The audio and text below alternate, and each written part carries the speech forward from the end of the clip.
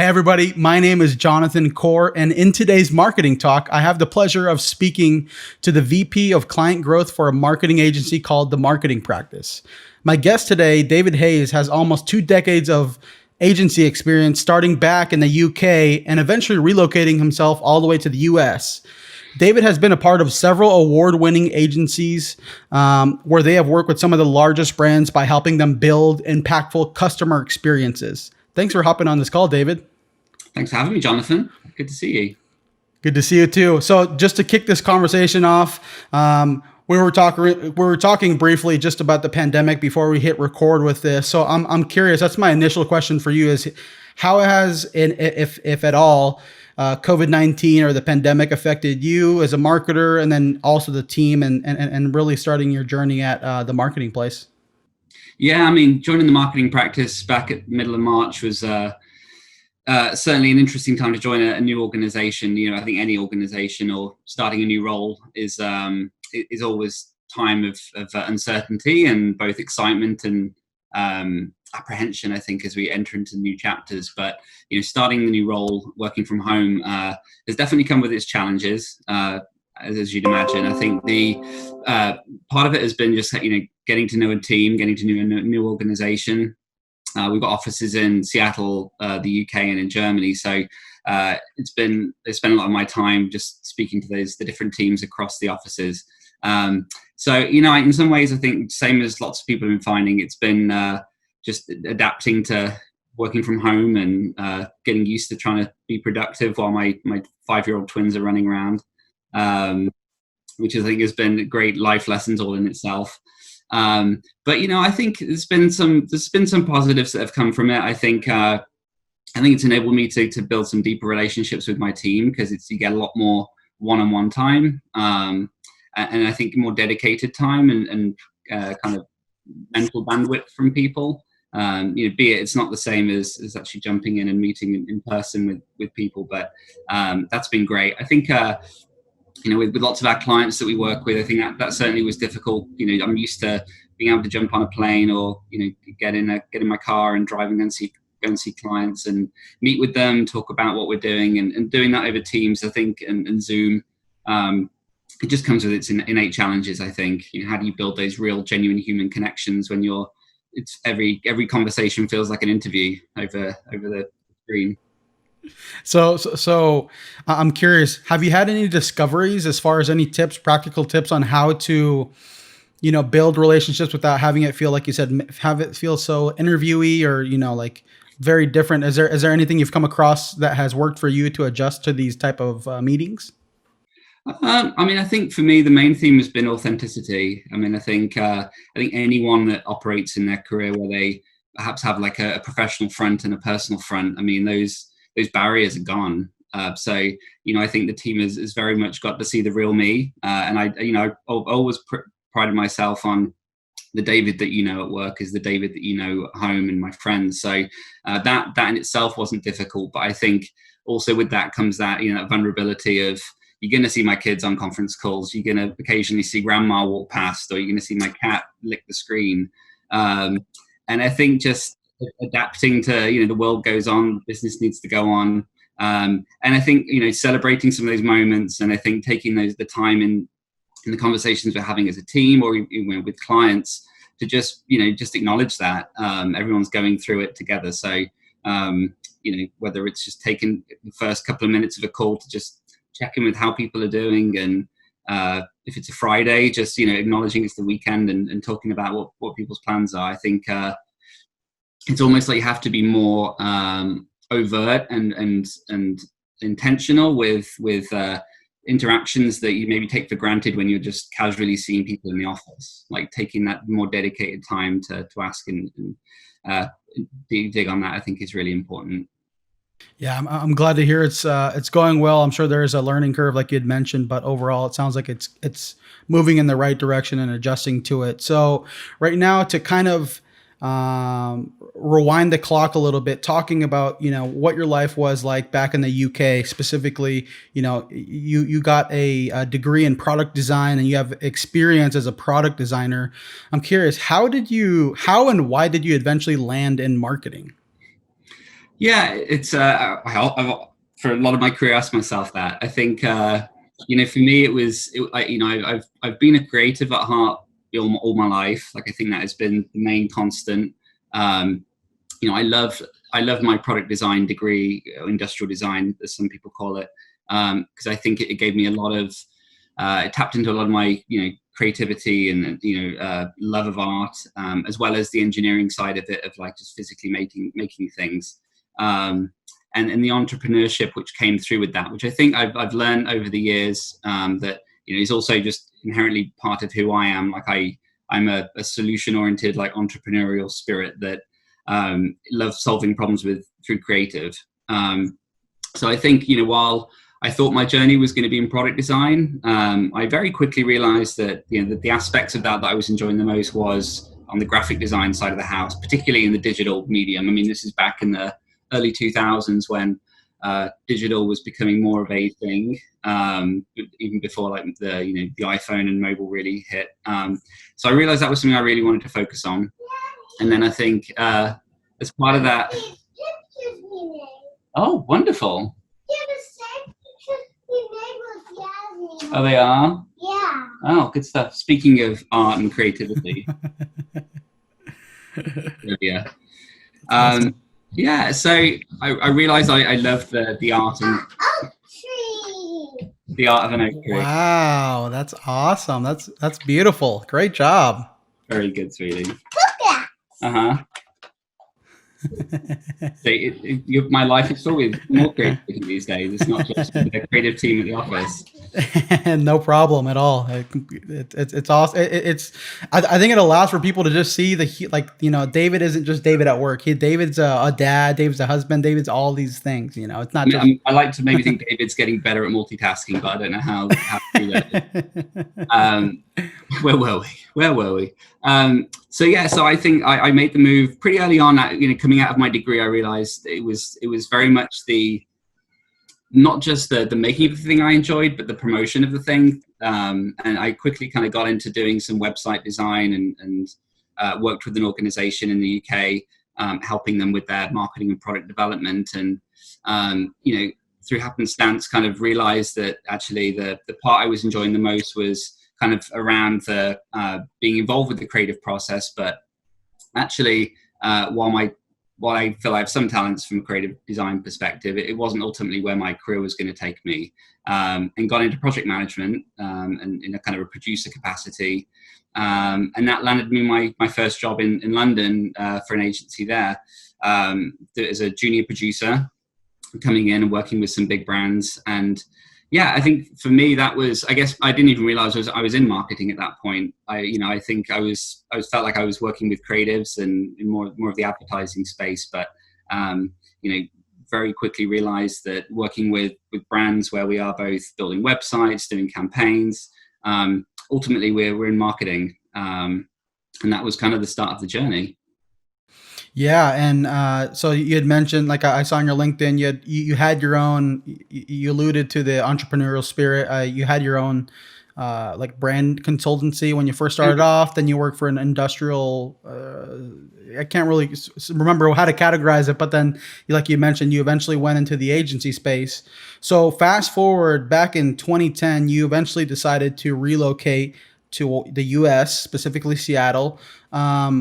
From a marketing standpoint, so, and I assume, you had a few years under your belt within marketing, within the agency space by this point. When you let's talk about your first year moving here, into the U.S. Was there much of a difference as far as the approach to marketing that you noticed, or that you could that you had to kind of learn differently? I know marketing is the foundation is similar, but sometimes the tactics or strategies may look differently. So was that the case in your situation when you relocated from the UK to the US? Yeah, a little bit. I think the agency I came from in London was called AKQA, and it was a phenomenal innovation agency. And I think that really gave me some strong roots in the importance of experience and the role that plays in marketing. Like, it's one thing to have some great advertising, but if we're not ultimately paying that off with a broader experience that makes a difference and impact on our customers' lives, then it's really a pointless exercise. So I think I brought that with me to the US when I joined my agency in Seattle. And I think got to work with, in some cases, some similar kinds of brands. I've worked with a lot of alcohol brands back in the day in London, and then worked with automotive brands like Fiat, Ferrari, and then moving to Seattle, started to work with Toyota. And I think in many cases the dynamics were very similar. The sectors very similar. I think the way business operates actually is actually not that dissimilar from the UK. So I was certainly kind of apprehensive of working with more US clients, and wondered whether it would change the dynamics of how we work together. But maybe it's coming from England with a British accent helps. But I like to think that it's been pretty seamless, and I think I had some great experiences working with some brands and bringing my learnings over from the UK. I mean, I think as anyone now more than ever appreciates that global business is ultimately is critical, and as we think about marketing, that we can't be very locally centric. Like, we have to make sure we're looking at how we are supporting and nurturing customers all over the world. And I think that's been, I've definitely kept that close, and that's been something important to me as I have grown my career, as kind of continuing to build and feed that desire to support more global brands.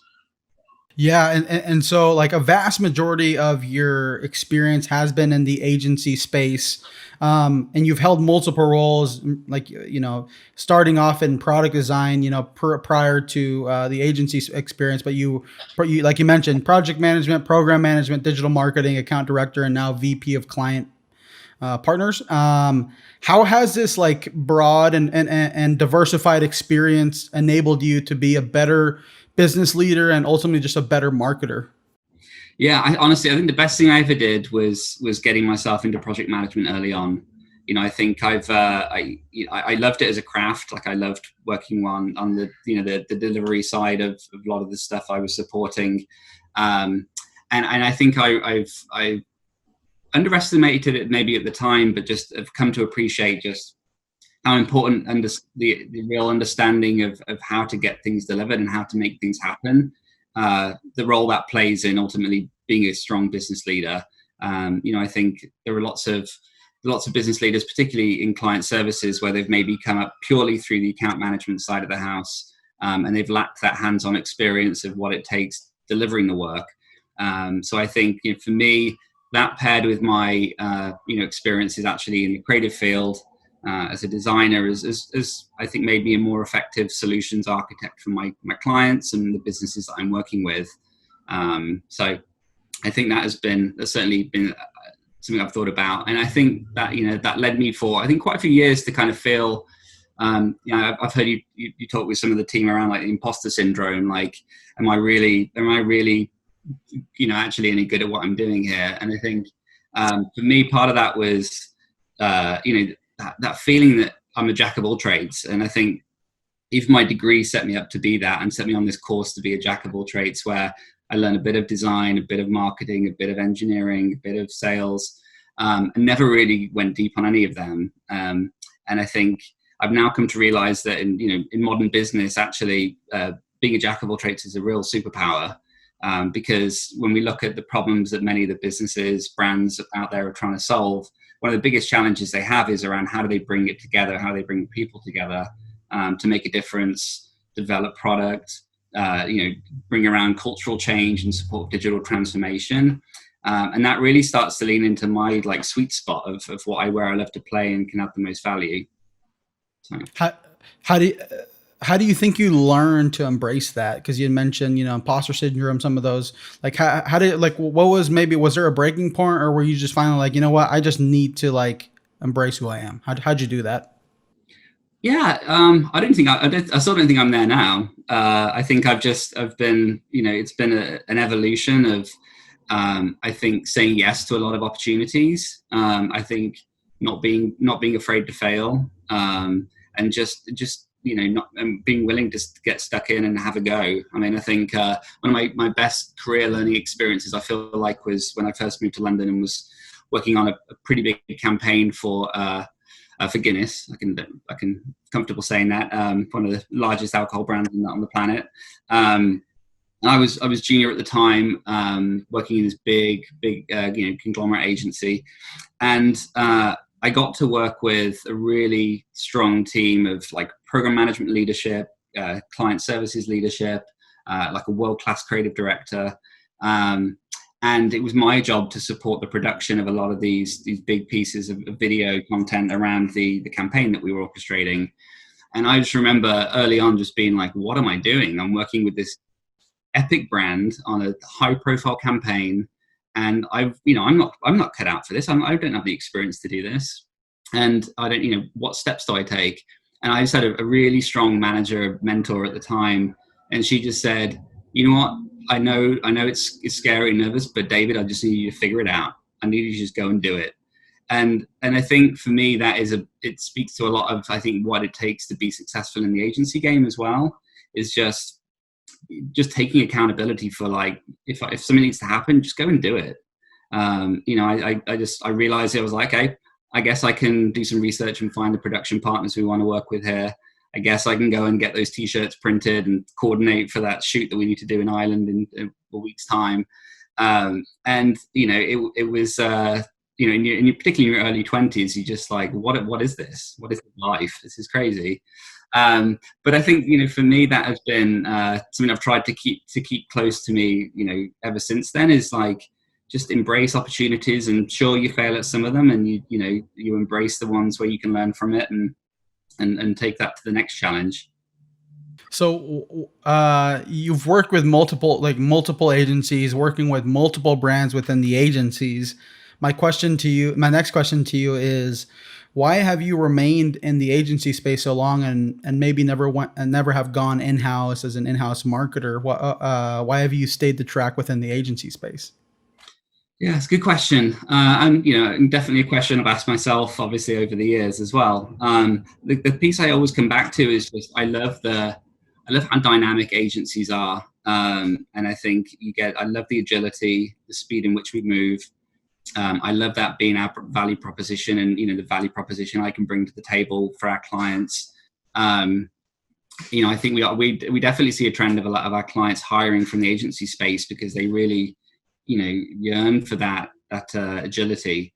And I think that entrepreneurial spirit, which I think comes inherently from an agency environment where you're constantly hunting for your next meal. And I think that's something which I think breeds a lot of energy into team members. That real curiosity to challenge the brief, to think about how we could make this better, how we could think beyond what we're currently, perhaps been asked to do. And that's where I think the agencies today that are being successful are, continuing to invest in, is just the right talent that can continue to push. I think the worst thing we can ever do for our clients is to just say yes and get on with doing what they're asking for us to do. Like, we have to be partners that challenge from the outside and really challenge them to be the best versions of themselves they can be. That I think for me has kept me hungry, kept me, I love the variety of brands we get to work with. I mean, I think it's almost like dog years work at an agency. I've worked with, hundreds of brands in the past, 15 years. And I think all of that, if you commit to a brand and a client that you're working at for, say, 20 years, 30 years of your career, I'd be hard pressed to feel like you get as many variety of experiences and perspectives, really. I mean, I love the perspective that comes with working with all these brands.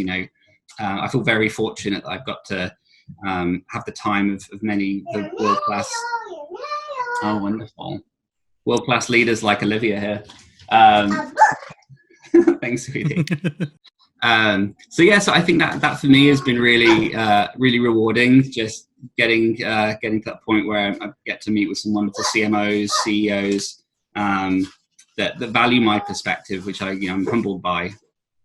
I was going to ask you, so specific with the agency side, you mentioned entrepreneurial spirit. You like the agility, all these aspects of the agency space. What types of people, what types of marketers do really well in an agency space, and maybe what types of people should maybe consider not going in the agency space, if that?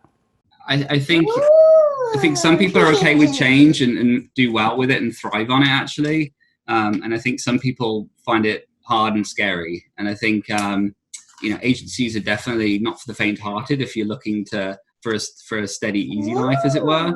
I think it can be very rewarding, but I think it's not for everybody. I think at the same time, I think one of the main downsides I've found from agency life has been that you can often get very invested in a brand and the people that we're working with. Sweetie. But it's hard sometimes if you're working on an annual contract or a retainer or even just a project where it's a really kick-ass piece of work that you're supporting, and then after that project there's maybe another project, but sometimes maybe there's not budget for something else. So I think for people who really want to go deep and be kind of committed longer term to a brand, going in-house totally makes sense. I think for people who are okay with change and like the variety, agencies land is good for that. And I think at the far extreme you've got the kind of the consulting practices where name's Carrot.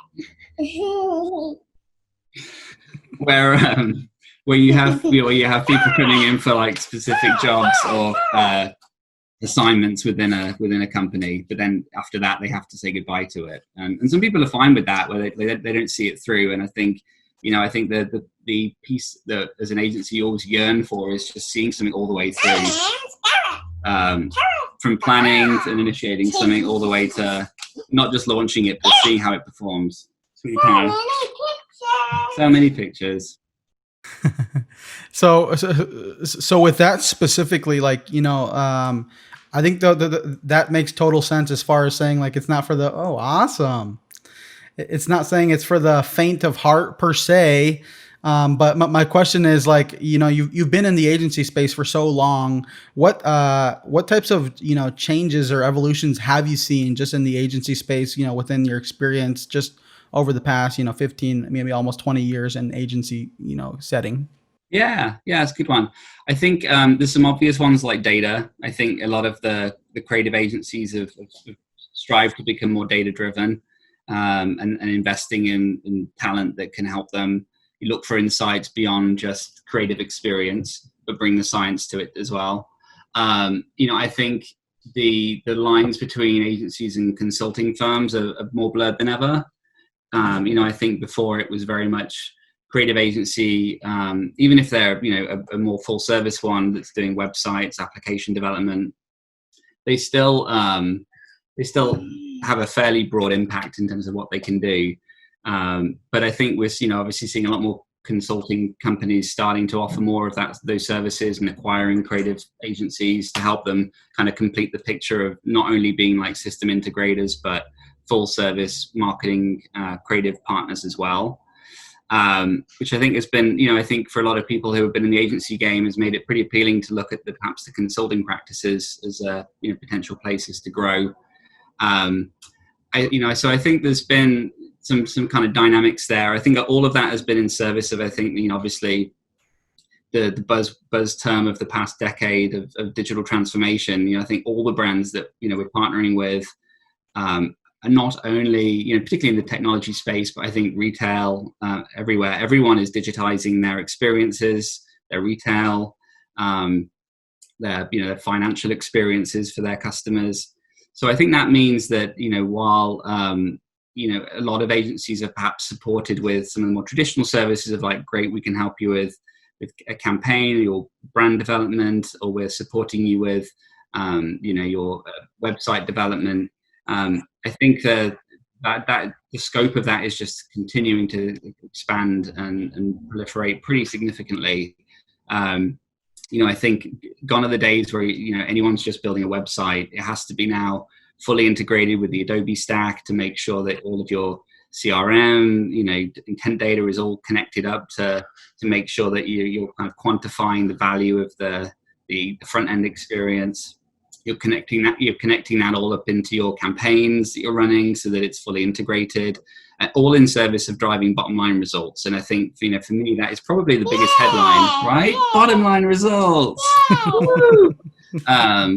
That's probably been the biggest shift has been the real focus from marketing, moving from being a cost center to a profit center, and it being really about revenue growth and revenue attribution.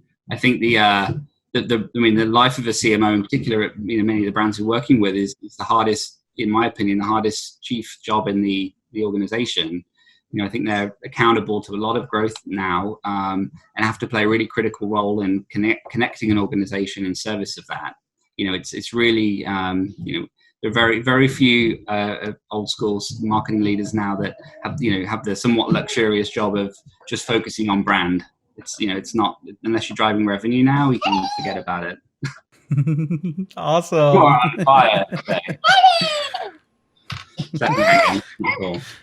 Yeah, and the CMO piece makes sense. I listened to this podcast, and I don't know if you've heard of it, but it's called the CMO podcast with Jim Stengel. He's a former Procter and Gamble, and he interviews a lot of CMOs, and he mentioned as far as when it comes to the C-suite, it looks like there's the most turnover, more I guess shorter tenures are in that CMO role, just because they are wearing so much. It's so integrated with so many other roles where it's like, it's hard to make sense of all of it. So right now you're awesome. Those are cards. Yeah, that's great. The money in them. Yep, money in them. So right now you're the VP of client growth at the marketing practice, and in our previous call that we had a few weeks ago, just touching base, you had mentioned that you really like to focus on the company's why when approaching marketing. Would you mind breaking down how you go about implementing that practically, when working with different clients and customers? I think part of it is, like I said, because of the focus we're on is B2B, and they're large technology brands.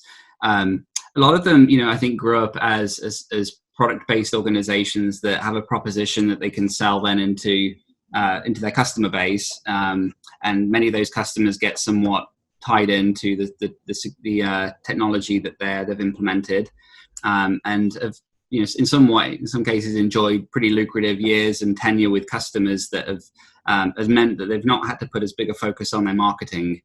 I think what we've seen this past decade has been, as the technology sector in particular has become so commoditized, with just so many players in the mix now across the enterprise space, and a lot of the app upstarts coming into the market. There's a product that fulfills pretty much every value proposition you could ever wish to have a use case for.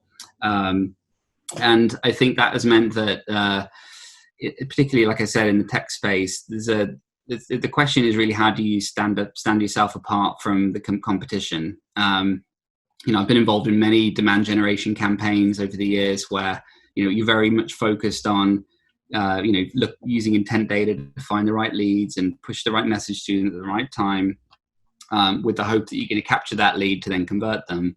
And I think, customers just, they expect more than that now. I think the real point around differentiation is, how do you create distinctiveness within your brand to stand out? There's a great quote I heard from the CEO of F5 Networks recently that spoke about how, he views all of his employees as working there voluntarily. When they think about their organization, while they have a strong value proposition in the market, it's like, how do you look to actually stand yourself apart?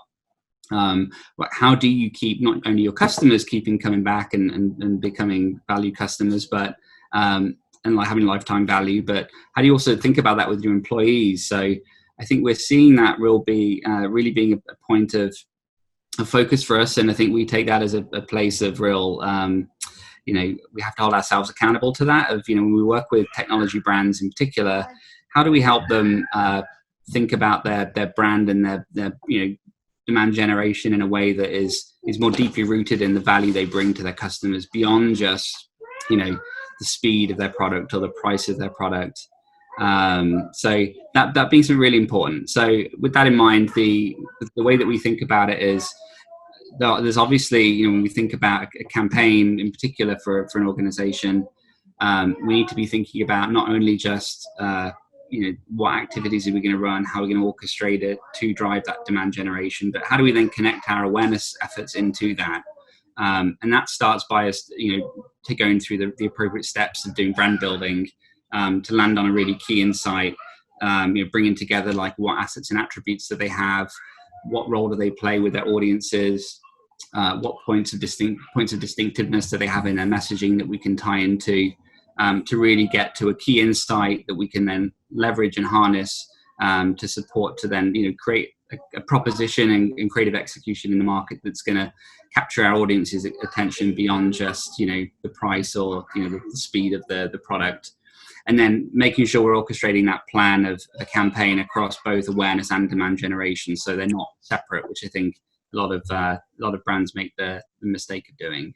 I think, sorry, I was say just finally on this one, I think the part of it is around that point of distinctiveness is just how do you manage your reputation in the market, and I think that the part of the overcoming the commoditization is around like, well, what is your reputation management strategy? And I think that the old guard of having just brand campaign is pretty dead at this point. I think it really has to be about how are you really tapping into your brand's purpose to elevate your position and stand for something broader than just the products that you sell. So some great brands. I think Microsoft's doing a really great job of that at the moment.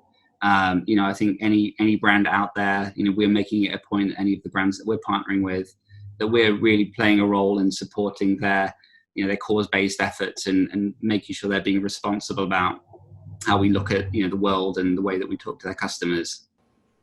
Yeah, and if you guys are curious on finding out more how David actually implements this, he actually recently did a video with the product marketing manager at Microsoft on the Surface team. It's on his link. It's in his LinkedIn if you guys want to check that out and just be able to understand how he practically approached it with the actual service, with the Surface, I mean. And so we've been talking a lot about just marketing, about just your career trajectory as a whole. And one of the topics that you and I were talking about leading up to this recording today was, I don't recall you saying the specific time period when you realized like a lot of your identity was wrapped up in what you were doing within work.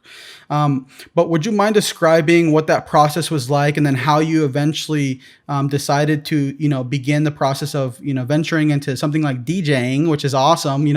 I'm a musician as well, so we connected on that level as well. But would you mind describing, how did you come to that realization, and then ultimately how did you pivot into, not necessarily pivot because you're still doing marketing and business, but how did you, at least from an identity standpoint, understand that, David is more than just this?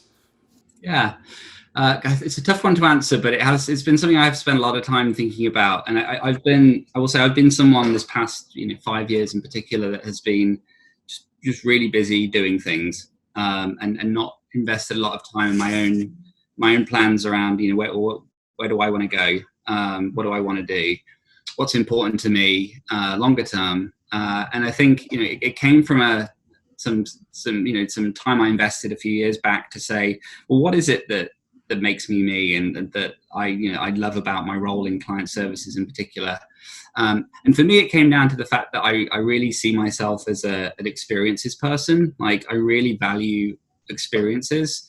And what I mean by that is, I love people. I love interactions with people. And anyone on my LinkedIn or my friends that I spend time with, my team, I really value people and the relationships. And I think realized what I love about bringing people together to do amazing things, whether it be in my career and with working with brands to build exceptional experiences. Like, I really love making a difference like that, and not only like getting to destinations of like we made this thing, but the journey to get there. The partnerships and the way I partner with clients, partner with the team.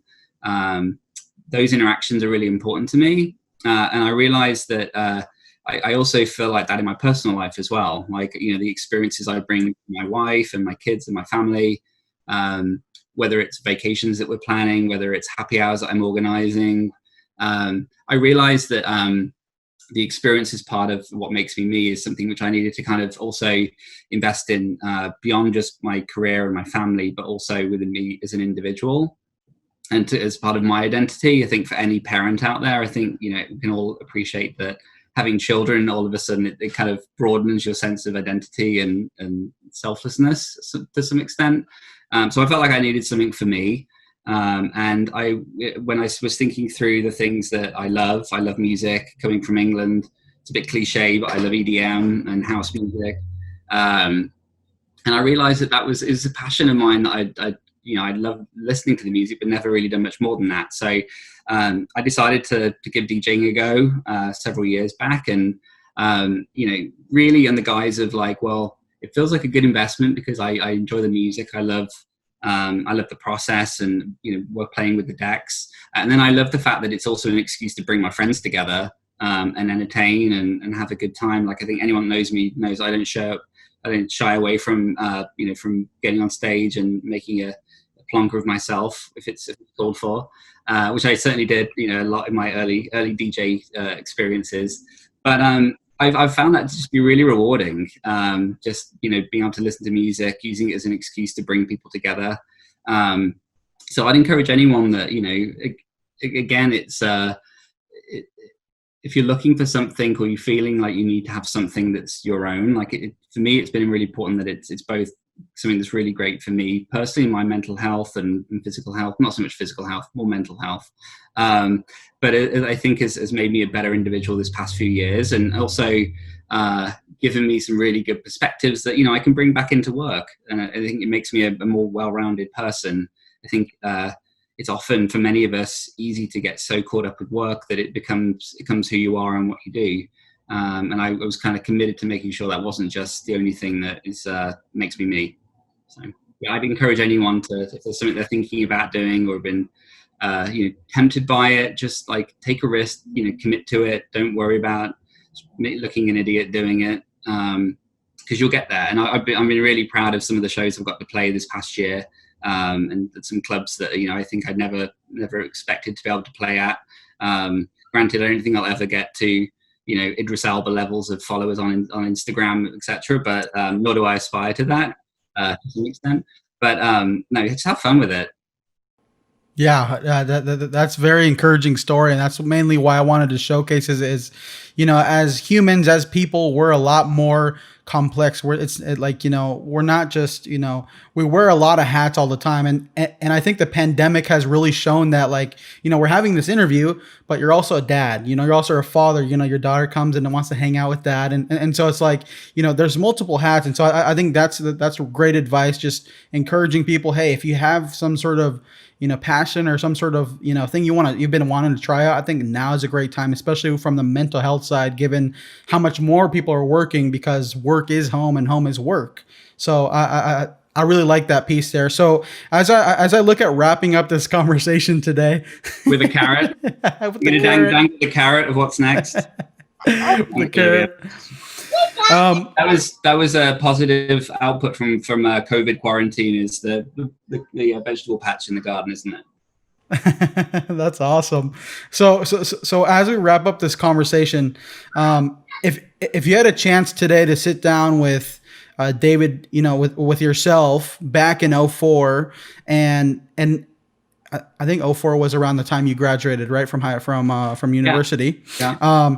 And so if you had a chance to talk to him specifically, what advice would you give to him about marketing, about business, about life, based off of everything you've experienced at this point? Yeah, I think the main piece I feel like I lack in my Swiss Army knife at the moment is still a bit more on the technology side of hands-on being a coder. So I think for the modern day marketer, I think I'm seeing the importance of really understanding data and getting your hands dirty with some code. I think is a great place for any marketer to start off to build from. So that's definitely something I wish I'd invested in earlier on. I think I've had to build my career around being friends and partnering with talented people to do that. But I think it would probably make me more well-rounded if I actually had some more hands-on technology experience. Great advice. So now I'm gonna wrap this up by transitioning us into the four rapid fire questions that I have for you. And the first one is, what is your favorite marketing tool or software that you're currently using? I'm a huge Adobe fan. It's kind of shameless, like how much I love Adobe. So yeah, I'm a big fan of the Adobe stack, and I've been trying to get more hands-on with Adobe Analytics to just get more familiar with it. But I've seen the power of it for the work we do with our clients with AEM and the broader experience management suite. So that's definitely my favorite. Great. So now, what has been a favorite online marketing course that you've taken, or some sort of class that you've taken to upskill within marketing? That's a good one. I think a while back we had a speaker come in. It wasn't online, so I haven't quite fulfilled the brief on this one. But we had a guy called Peter Coughter come in and speak to us about presentation, and he's like a real old school advertising guy from the 60s, 70s, who just was definitely in the Mad Men era of pitching. He's got a really good book called The Art of the Pitch, and he's a brutal coach. Like he definitely does not hold back on any feedback. But I think he made me a better presenter for it. And I think I think that's a great skill that I think for any marketer needs in terms of being able to get their ideas across, convey their ideas to audiences. That's great. So now, what is your favorite business or marketing book? Yeah, you know what? I kind of wish I read more marketing books. I find them really boring. So I'm not a marketing book reader. I really love it. I mean, it's a little cliche, but I love Malcolm Gladwell. I love how provocative his writing is. And I think for me, I'm a bit more of a marketer who's like I really care about the psychology of marketing and user and customer behavior and human behavior. So I find his books and perspective more useful than any other marketing book I've read. On just kind of helping make sure I ground myself in just really being curious about the why. And so I always kind of encourage anyone to kind of take a good leaf out of his book. I will also say, as a final one, I guess, I recently, upon starting my new role, started reading The First 90 Days, which I think is an exceptional book that shouldn't just be read when you're starting a new job, but to just keep reading throughout your career. So I recommend that one too. So I can put some links in the video for that. Yeah, for sure. So really quick with the Malcolm Gladwell, which one is it David and Goliath? Is it Outliers? Is it Blank? Which one's your top Malcolm Gladwell one? I think The Tipping Point, which is a little cliche, but I think his most recent one, Talking to Strangers, I found really profound, and I think definitely was part of my educational journey with a lot of the current matters going on in the US and the world. So I definitely recommend Talking to Strangers to anyone. Great. And so my last question is, who is your favorite marketer, either somebody you've worked with side by side or someone you've admired from afar? I think I was lucky enough to work with the now CMO at Netflix, Jackie Lee Joe, when she was at Skype. And she's just a really inspirational lady. I remember the first time I sat in a room with her talking through some of the work that Skype had been doing. She's just an inspirational leader and just. Oh, you did good stuff. There you go. That's Rupert. Oh, awesome. The other twin. So Jackie Lee Joe, she's a badass. After Skype, she went to the BBC and then has been at Netflix. But everywhere she goes, she creates really impactful work that I think I always find moving. And she's just very she epitomizes in my mind that ability to orientate and organize an organization around a common goal and to really drive results there. So shout out to Jackie.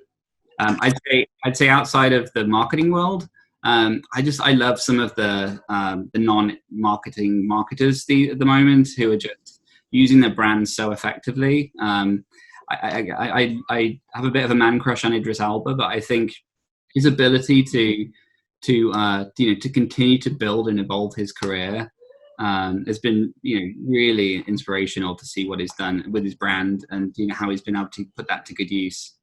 So I think we can all take leaps out of some of the Instagram stars who are starting to, leverage their brand for good. Yeah, for sure. No, those are two great options. I'll link their information down in the description. So if people are interested in learning more about what you do and connecting with you, what are some of the platforms that you engage with on the most?